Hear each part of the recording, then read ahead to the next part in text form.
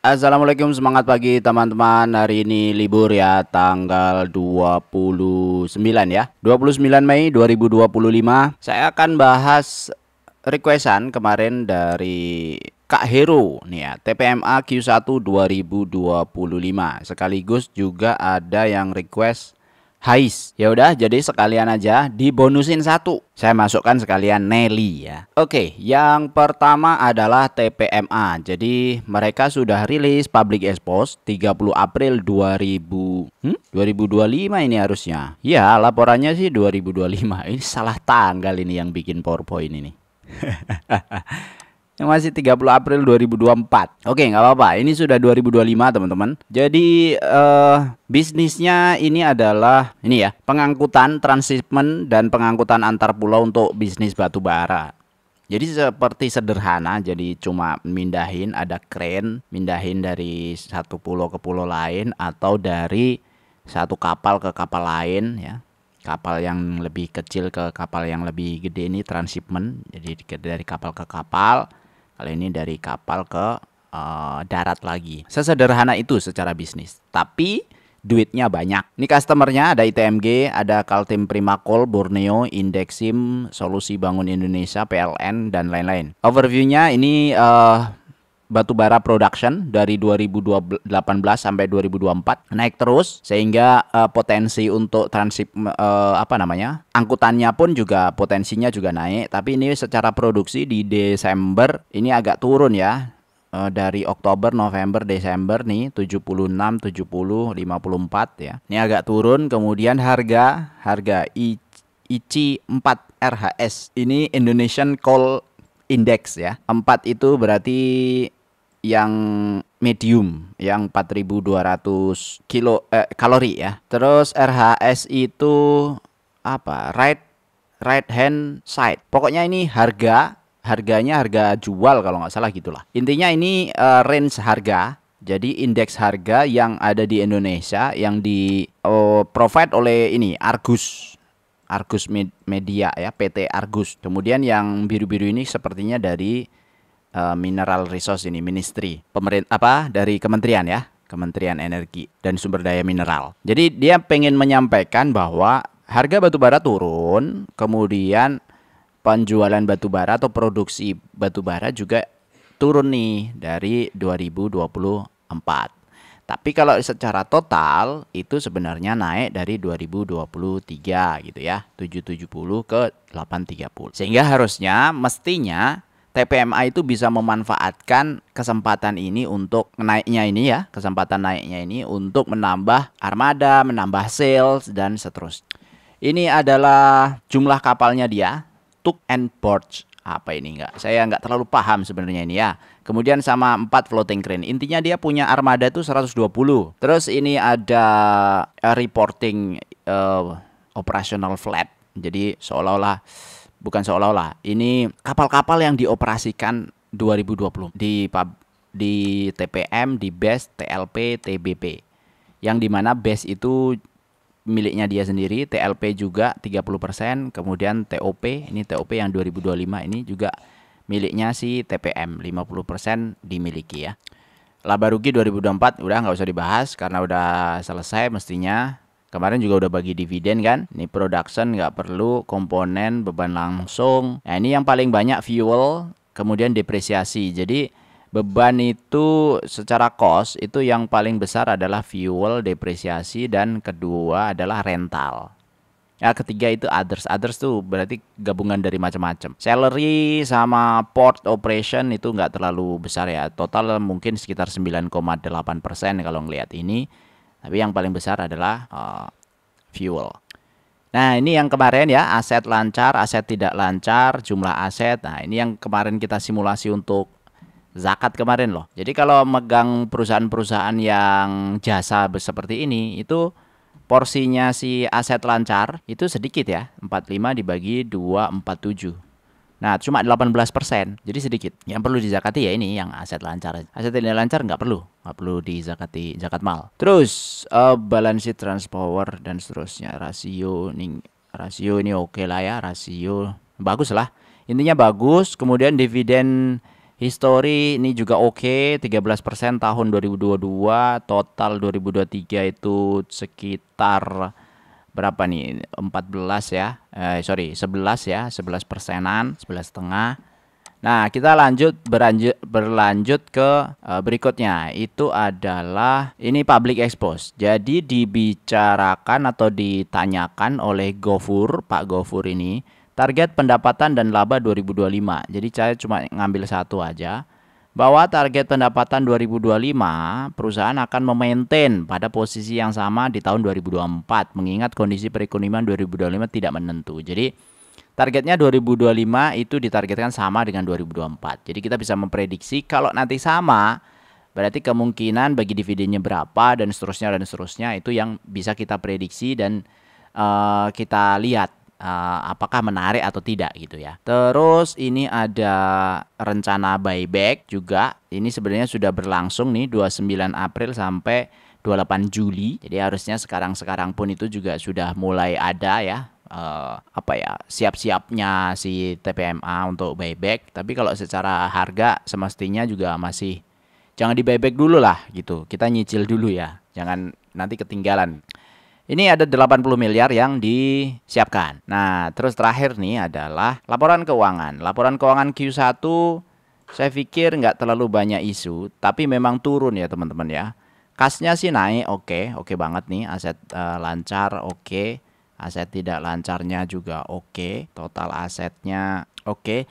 Liabilitas aman, jangka panjang, jangka pendek aman, masih sama kayak tahun lalu, malah justru turun dikit dan itu bagus. Ekuitas oke, naik ya. Jadi kekayaannya seolah-olah naik karena ekuitas itu kekayaan. Kemudian pendapatan turun sedikit, tapi masalahnya di laba periode berjalan kok masalahnya. Masih untungnya di laba periode berjalan malah justru naik. Ini karena efek penyesuaian laba dari merging bisnis ini ya.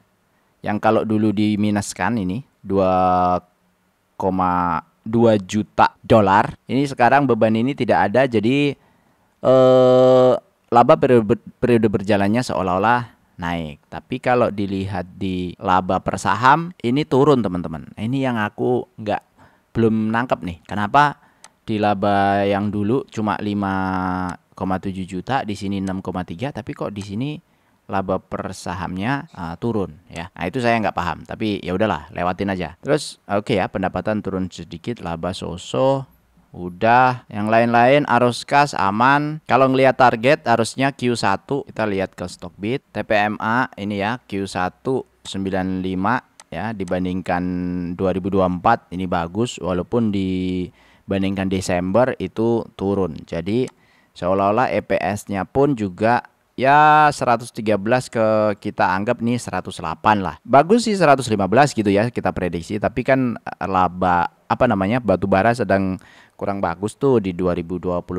Masih belum terlihat tanda-tanda mereka membaik, walaupun kemarin kita udah lihat harganya sudah beranjak naik ke 100 dolar. Jadi kita anggap sama aja atau sesuai dengan annualized-nya ini yang 108. Jadi nanti kita masukkan di situ. Nah, terus selanjutnya ada Hisnur ini kas oke, jadi 154 miliar. Kalau ini dinyatakan dalam rupiah ya, 154 miliar. Ini agak turun sedikit, tapi oke saja. Kemudian liabilitasnya juga oke, turun ya. Kemudian ada pendapatan turun dikit teman-teman, hanya 4%. Tapi laba usahanya turunnya agak drastis nih ya, turun banyak. Ini 28% nih labanya saya hitung. Nah, karena beban-beban nih, pendapatan pokok juga naik, kemudian beban usaha ini juga naik, sehingga dia ya harus mempersiapkan efisiensi di usahanya ini. Karena ketika kita lihat laba per sahamnya turunnya drastis nih, 42% dibandingkan Q1 2024. Tapi apakah ini berlanjut terus? Saya pikir juga tidak ya. Pasti nanti Q2 juga ada sesuatu. Kalau model-model ini ya, beban usaha, kemudian kalau ini oke lah, ini kayak biasanya langsung ya. Tapi kalau beban usaha ini biasanya dan administrasi ini ada akru-akru yang di Q1 bisa jadi digedein gitu. Jadi bebannya digedein di situ. Nanti kita lihat aja di Q2. Jadi secara highs tidak ada yang aneh dari laporannya dia. Nah, tapi kalau kita lihat di EPS, jadi turunnya drastis. Oke, artinya kita pakai simulasinya yang paling worst aja, pakainya 26 untuk 2025. Terus terakhir ada Nelly. Nelly ini sudah closing ya, kemarin di 2024 dia juga 102, tapi ini belum RUPS. RUPS-nya nanti di bulan Juni. Nah, di Q1 turun drastis nih kondisinya. Nah, coba kita lihat aja sekalian ya, penasaran Nelly ini di Q1 seperti apa. Sebenarnya saya pengen bahas yang yang 2024 sih. Cuma penasaran aja sekalian ya. Nah, ini tadi saya coba lihat sekilas pendapatannya sebenarnya naik ya, teman-teman ya, naik 8%. Sorry. Salah, dari kas dulu dah. Dari kas untuk Nelly kondisinya turun drastis untuk kas, tapi diubah ke sini di pembayaran di muka ini kayaknya untuk DP apa nggak ngerti saya. Nah, catatan 7 mungkin DP sesuatu ya. Kemudian ini cepat saja pendapatannya dia itu naik 8%. Nah, penasaran jadinya. Ini gara-gara begini penasaran nih. Tar, cek dulu. Nah, ini pembayaran di muka untuk pembelian kapal. Ya, jadi oke lah ya. Dari yang tahun 2024 itu 17 miliar, ini 183 miliar. Nah, ini berapa pieces beli kapalnya? Ya, nanti dilihat lagi. Intinya adalah Nelly berprogres. Berprogres dengan apa? Maka dia beli kapal, makanya mestinya dia butuh untuk customernya dia. Nggak mungkin beli kapal tidak direview kan. Karena udah beberapa kali dia beberapa tahun dia udah berdiri kan, nggak mungkin beli kapal untuk judi kan ya, tanpa review tanpa apa-apa. Jadi udah kita percayakan aja lah, karena kita review cepet. Oke, pendapatan naik tadi udah. Detail beban pokok. Nah, ini beban pokok. Jadi kalau lihat pendapatan ya, pendapatan kan tadi naik 8%, tapi beban pokok pendapatannya itu naik signifikan dibandingkan tahun lalu. Tahun lalu 105, tapi dia punya beban pokok itu 43 miliar. Ini 114, tapi dia punya beban pokok itu 74. Jadi kalau dihitung pakai kalkulator, 74 dibagi 43, itu sekitar 72% naiknya. Apa ini yang menyebabkan 72% naik? Kita lihat di detail beban pokok ya. Ini ada operasional kapal dan penyusutan. Lihat catatan sendiri. Ini penyusutan juga dinaikkan. Apakah ini di accrue naik? Beban kru tenaga kerja lainnya, pemakaian suku cadang, semuanya naik, hampir semuanya naik. Ya, PR buat manajemennya Nelly nanti di Q2. Ya, siapa tahu Q2 kita bisa lihat. Jadi kita itu nggak bisa menjudgment perusahaan hanya dari laporannya satu kuartal. Juga tidak bisa menjudgment perusahaan hanya dari satu laporannya di 1 tahun. Bahkan 2 tahun, 3 tahun pun juga belum bisa. Tapi kalau sudah 5 tahun biasanya itu sudah istilahnya ya, udah steady state. Kalau bilang statistik tuh udah stabil lah. Kita udah bisa mengatakan, oh ini perusahaan bagus bisa nahan 5 tahun. Oh ini perusahaan bagus bisa nahan di atas 5 tahun. Apalagi kayak modelnya misalnya kayak yang sudah lama-lama ya, misalnya ITMG, Astra, kemudian ya macam-macam tuh, Adro ya, yang udah berpuluh-puluh tahun dia bisa bertahan, artinya itu sudah bisa dibuktikan, dikonfirmasi bagus. Jadi kita tidak bisa menjudgment dari harga yang spot cuma sebulan 2 bulan. Oh ini harganya turun. Wah ini Adro begini-begini, pas waktu harga turun ke 1.800 kemarin kan banyak yang menghujat tuh. Nggak bisa begitu gitu. Kita kan di pasar modal mesti ngikutin mereka punya timeline sepanjang apa, dan kita juga secara investasi timeline kita juga sepanjang apa. Itu yang harus kita konfirmasi dan sesuaikan dengan yang yang perusahaan juga sesuaikan, karena kita pengennya investasi itu memiliki perusahaannya, dan perusahaannya dapat menghasilkan terus-menerus hasil yang baik untuk kita sebagai investor. Oke, jadi Nelly sudah walaupun turun secara EPS, tapi secara pendapatan sebenarnya naik. Kita berharap nanti di Q2 mereka sudah bisa recover. Apakah ini juga dimanfaatkan oleh manajemennya karena semua turun, jadi daripada dia naik sendirian nanti ada beban di Q2-nya, lebih baik Q1 diturunin bareng-bareng dengan yang lain, tapi nanti pas Q2 hasilnya bagus, bisa jadi harga sahamnya juga ikutan bagus, dan seterusnya. Kan kita nggak tahu pertimbangan itu yang ada di dalam perusahaan. Yang tahu adalah perusahaan. Kita hanya membaca dari sisi akhir aja. Nah, kemarin pas rilis Q1 mungkin di sekitaran Maret ini kan, Maret April ya. April ini kan langsung jebret turun nih, turun ke bawah, habis itu naik dikit, habis itu sekarang posisinya di sini. Nah, terakhir biasa seperti biasa kalau terakhir kita bandingkan TPMA bagaimana untuk tahun ini. Kalau tadi dilihat EPS-nya TPMA itu 108 ya, ini ya 108. Kita pilih aja yang paling buruk dulu 108. Kondisinya itu masih bagus teman-teman. Dengan kondisi dia dividen payout ratio 71 dengan harga sekarang, harga terakhir kemarin hari Jumat 6115 itu masih punya yield sekitar 12% TPMA. Nah, Nelly kan belum bagi nih. Nanti di bulan RUPS tuh bulan Juni tanggal 10. Dia punya EPS 102. Dan dividen payout rasionya itu 47 ya. Saya kayaknya udah pernah deh Nelly.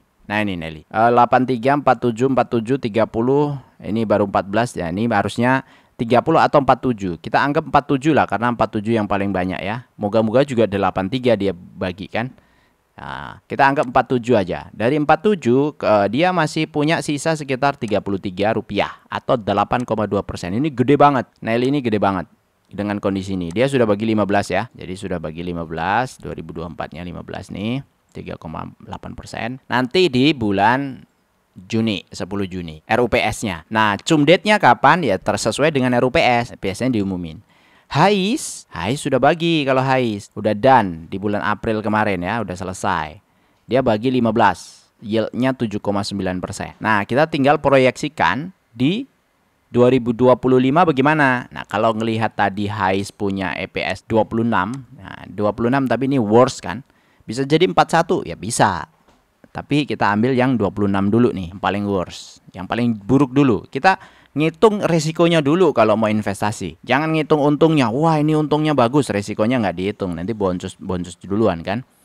Ya kita ikutin yang sudah terjadi lah, sudah ada di kondisi di market, di pengalaman yang sudah ada. Ya saya sebenarnya dari 2015 itu belum punya pola yang tepat ya. Kemudian pernah pensiun juga. Saya nggak masuk market itu udah berapa tahun itu nggak masuk market. Terus akhirnya masuk lagi karena satu dan lain hal ya di bisnis ada beberapa yang tidak perlu diinjek modal lagi dan seterusnya, akhirnya masuk lagi ke pasar modal dan seterusnya yaitu yang membuat perjalanan